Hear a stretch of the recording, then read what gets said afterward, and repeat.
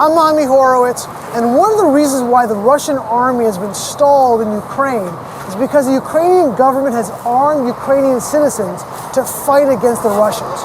I'm here in New York to ask people who are against the Second Amendment what they think of that policy.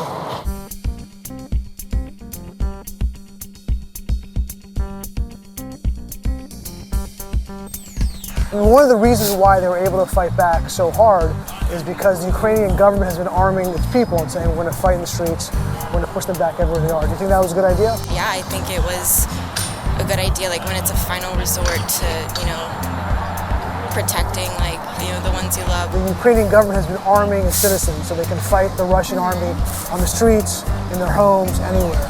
Any thoughts on that? I think that's good, probably, yeah. I mean, it's good they're not going silently. I think it's a very brave thing they're doing. Proud of them. Yeah. Definitely. Honestly, I think that's great. When I first read that, it was very upsetting to me because I'm very anti-guns.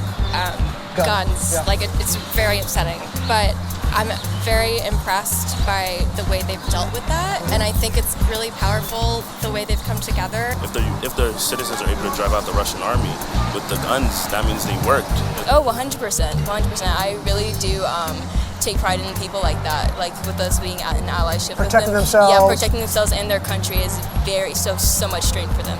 It's inspiring. Yeah, 100%. Like if you're not willing to defend your lands, and they absolutely have, and they've done an absolutely beautiful job of it.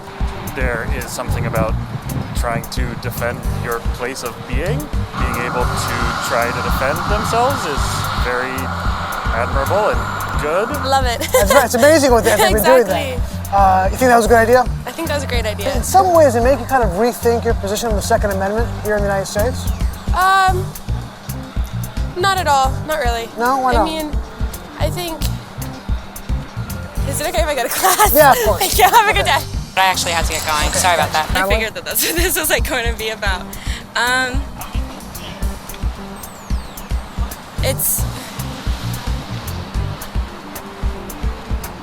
I just think that there's a lot, and Ukraine is a very different country than America, and I just think it's largely about different factors involved. Okay. Yeah. Okay. And I do have to get to class. No I'm so problem. sorry. I actually haven't given any thought to that, to be honest. Now give some thought. Yeah, I think, I should definitely look into that a little bit more. I haven't even thought about that at all. Watching what happened in Ukraine did make you think more about the Second Amendment.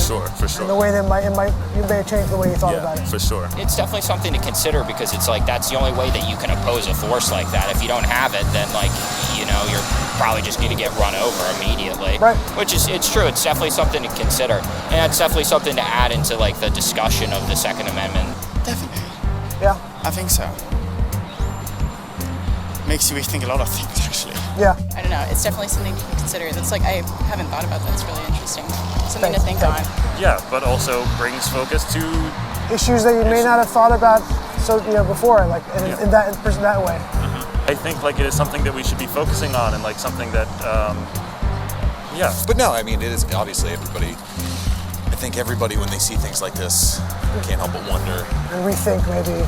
Yeah. And sometimes you need an outside event to make you kind of reframe Exactly. your thinking. Yeah. This might be one of those. It's true.